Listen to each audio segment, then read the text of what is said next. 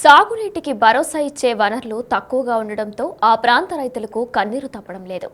అరాకొరా నీటి వసతితోనే ఆ ప్రాంతపు రైతులు ఇబ్బందులు పడుతున్నారు. కష్టపడే తత్వం ఉన్నా నీటి వనరులు లేకపోవడంతో వలసలు పోతున్నారు. మీ ప్రాంతానికి సాగునీరు అందిస్తామని హామీ ఇచ్చిన రాజకీయ పార్టీలు, నాయకులు గెలిచాక ముఖం చాటేస్తున్నారు. శ్రీకాకుళం జిల్లా ఆమదాలవలస నియోజకవర్గం లైదాం రెల్లిగెట్ట ఎత్తిపోతల పథకం నిర్లక్ష్యంపై బిగ్ టీవీ స్పెషల్ స్టోరీ.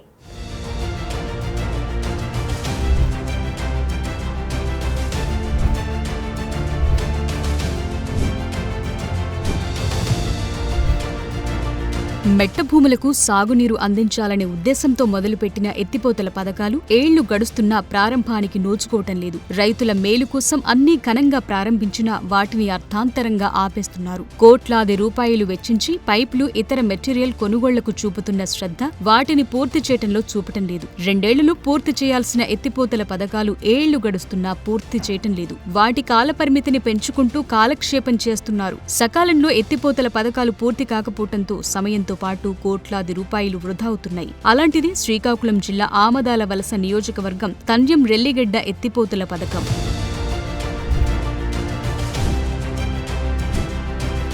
ఉమ్మడి శ్రీకాకుళం జిల్లాలో 5 చోట్ల ఎత్తిపోతల పథకాలు నిర్మించాలని అప్పటి టీడీపీ ప్రభుత్వం 2014-19 మధ్య ప్రతిపాదనలు సిద్ధం చేసింది. బొంతు, సారవకోట, కొత్తూరు పథకం, పొందూరు లైదాం రెల్లిగడ్డ పథకం, గారమండలం కళింగపట్నం, హిరమండలం మజ్జిగూడెం, భామిని మండలం బత్తిలి ఎత్తిపోతల పథకాలు నిర్మించాలని గతంలో టీడీపీ ప్రభుత్వం నిర్ణయించింది. ఇందులో మజ్జిగూడెం, బత్తిలి పథకాలు మొదలు కావటంతో అప్పటి ప్రభుత్వం వాటి కాంట్రాక్టు రద్దు చేసింది. మిగిలిన పథకాలకు ఎటువంటి అడ్డంకులు లేకపోయినా వాటి పనులు మాత్రం ముందుకు సాగలేదు.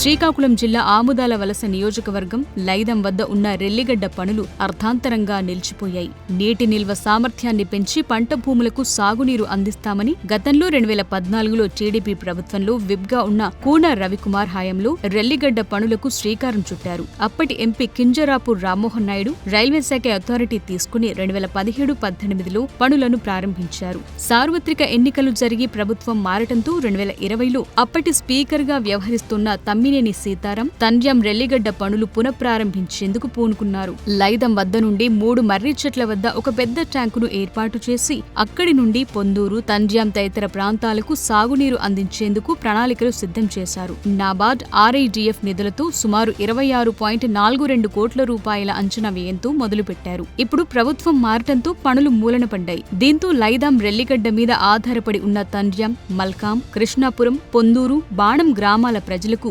కష్టాలు తప్పటం లేదు. సుమారు 1935 ఎకరాలకు సాగునీరు అందక రైతులు ఇబ్బందులు పడుతున్నారు. రెల్లిగడ్డ పనులు చేపట్టక సకాలంలో వర్షాలు పడక పంట భూములు బీడు భూములుగా మారిపోతున్నాయని రైతన్నలు వాపోతున్నారు. వర్షాలు పడితేనే తప్ప నీటి ఆధారం లేదని ఆవేదన వ్యక్తం చేస్తున్నారు. ప్రభుత్వాలు మారుతున్నా ఏళ్లు గడుస్తున్నా పనులకు మోక్షమెప్పుడు అని ఈ ప్రాంత రైతులు ఆవేదన వ్యక్తం చేస్తున్నారు. ప్రస్తుతం అధికారంలో ఉన్న కూటమి ప్రభుత్వం ఈ విషయంపై దృష్టిపెట్టి రెల్లిగడ్డ పనులను త్వరితగతిన పూర్తి చేసి పూర్తి స్థాయిలో సాగునీరందించాలని తన్యం రైతులు కోరుతున్నారు. ఇప్పటికే వలసలు పోతున్న తమకు మళ్లీ అదే గతి పడుతుందన్న ఆందోళన చెందుతున్నారు.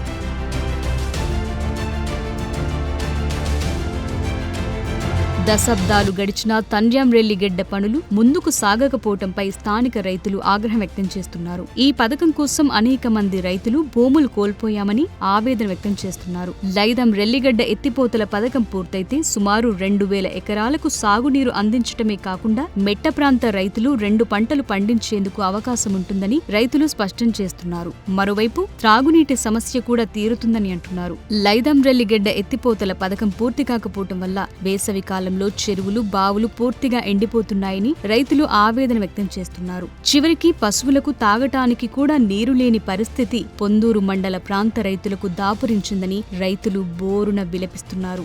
నీటి ప్రాజెక్టులు పూర్తయితేనే రైతులకి పరిస్థితి కూడా బాగుంటుంది. గత 2014-19 సమయంలో టీడీపీ హయాంలో అనేక ఎత్తిపోతల పథకాలు ప్రాజెక్టులు కూడా ప్రారంభమయ్యాయి. ప్రభుత్వం ఓడిపోయిన తర్వాత చాలా వరకు ప్రాజెక్టులు కూడా అలాగే నిలిచిపోయాయి. తిరిగి మళ్ళీ కూటమి ప్రభుత్వం వచ్చింది కాబట్టి ఏదైతే అర్ధాంతరంగా నిలిచిపోయిన ప్రాజెక్టులు తిరిగి మళ్ళీ కొనసాగిస్తే ఖచ్చితంగా పూర్తవుతుంది. రైతులకి మళ్ళీ ఏడాదికి 2 పంటలు పండించే అవకాశం ఉంటుందని కూడా రైతులంతా కూడా ఎదురు చూస్తున్న పరిస్థితి. మన తండ్యాం ప్రాజెక్ట్ ఏదైతే రెల్లిగడ్డ మీద నిర్మిస్తున్న ఈ ప్రాజెక్ట్ కానీ తిరిగి మళ్ళీ ఇది పూర్తి చేస్తే ఖచ్చితంగా ఈ చుట్టుపక్కల 4 పంచాయతీలకు సంబంధించి సుమారు 10,000 ఎకరాలకి తిరిగి ఆయకట్టుకి నీరు వచ్చే అవకాశం ఉంటుందని కూడా రైతులంతా కూడా ఇక్కడంతా ఎదురు చూస్తున్న పరిస్థితి. ప్రస్తుతం మనతో పాటు ఇక్కడ తండ్యాం గ్రామ ప్రజలంతా ఉన్నారు, రైతులు ఉన్నారు.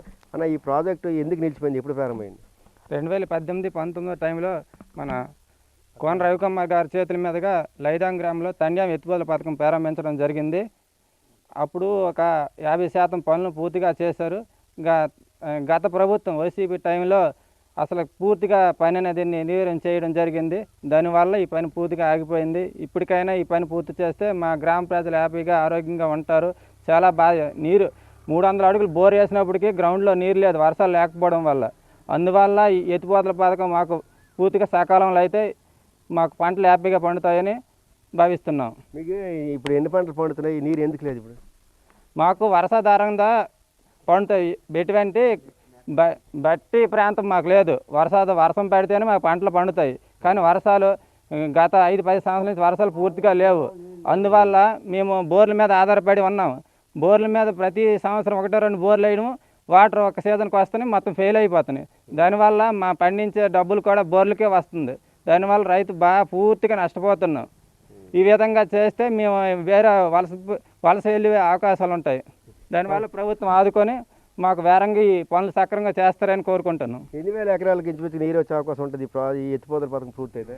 మా తండ్యాము, కృష్ణాపురం, పొందూరు, బాణాము 4 పంచాయతీలు కలుపుకుంటే 5,000 నుంచి 6,000 ఎకరాలకి నీరు అందుతుందని ఆ రోజు శంకుస్థాపనలో చెప్పడం జరిగింది. అన్న, మీరు ఇక్కడ ఇదే స్థానికులు కదా, ఈ ప్రాజెక్టు ఎందుకు ఎక్కడి వరకు వచ్చింది? ఇది ఇంకా ప్రభుత్వం పూనుకుంటే ఎన్ని రోజుల్లో మళ్ళీ పూర్తి అవకాశం ఉంటుంది? మా తండ్యాం పంచాయతీలో 2014-19 టీడీపీ హయాంలో మాకు ఎత్తిపోతల పథకం కోన రవికుమార్ గారు విప్పుగా ఉండేటప్పుడు ఈ శంకుస్థాపన చేయడం జరిగింది ఆయన చేతుల మీదుగా. అలాగే మా పంచాయతీ నుంచి అందరమే లైదాం వెళ్ళాము.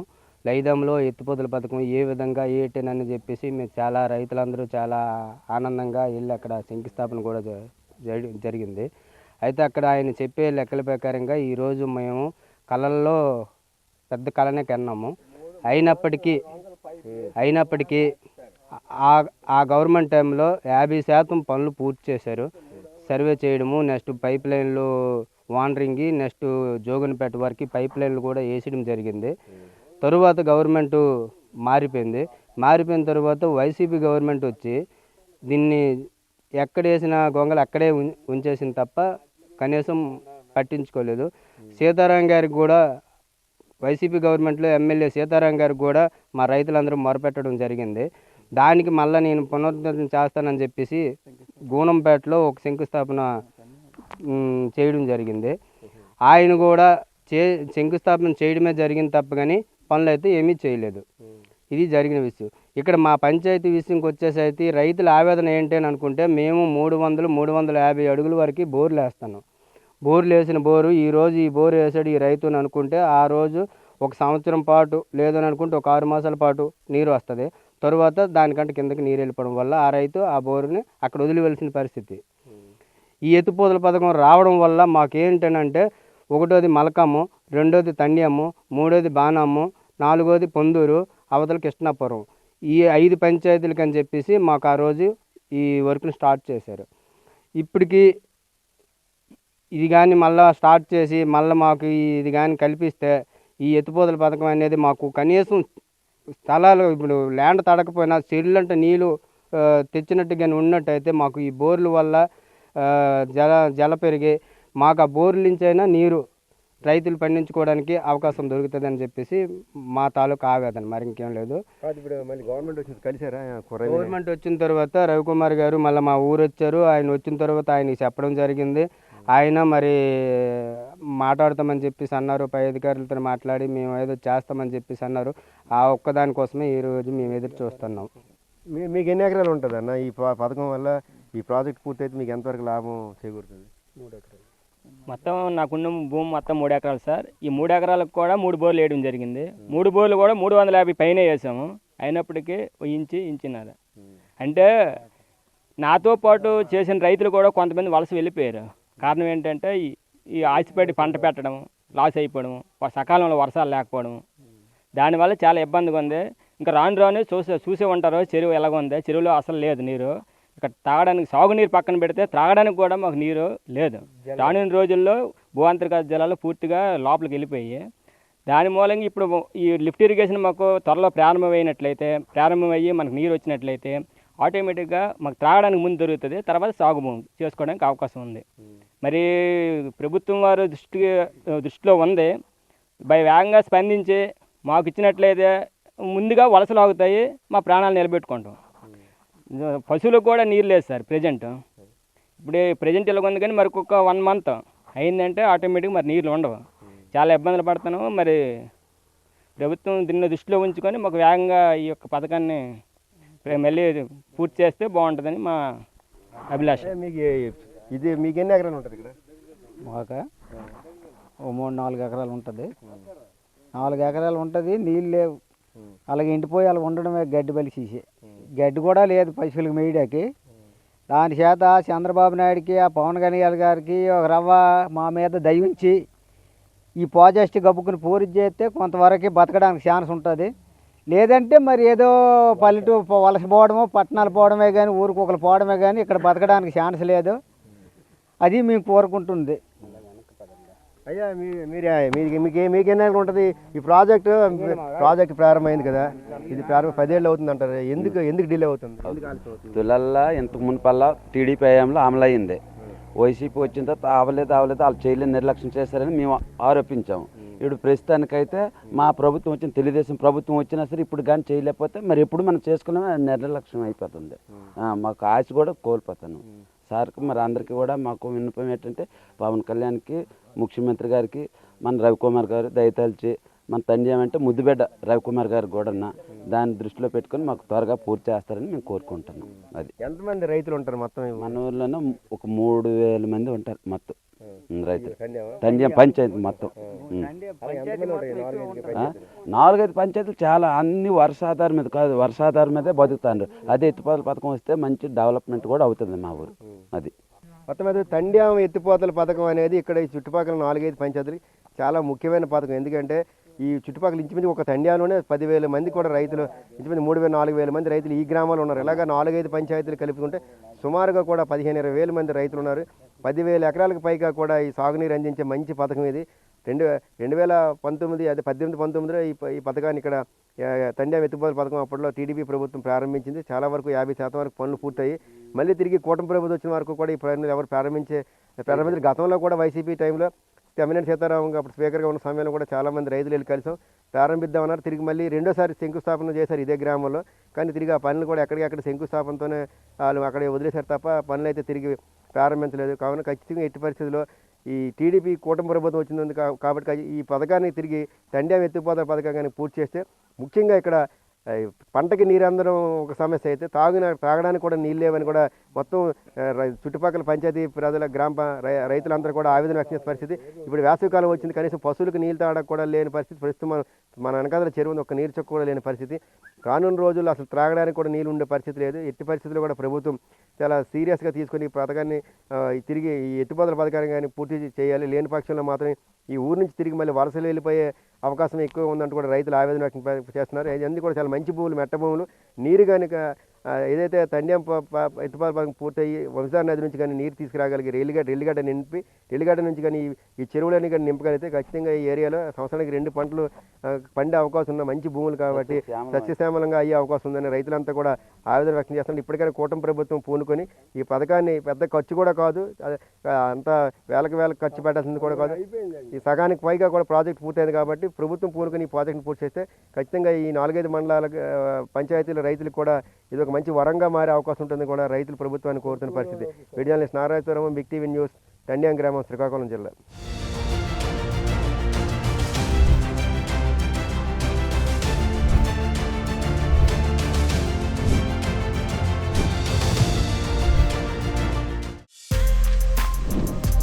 For more videos like this, subscribe Big TV channel.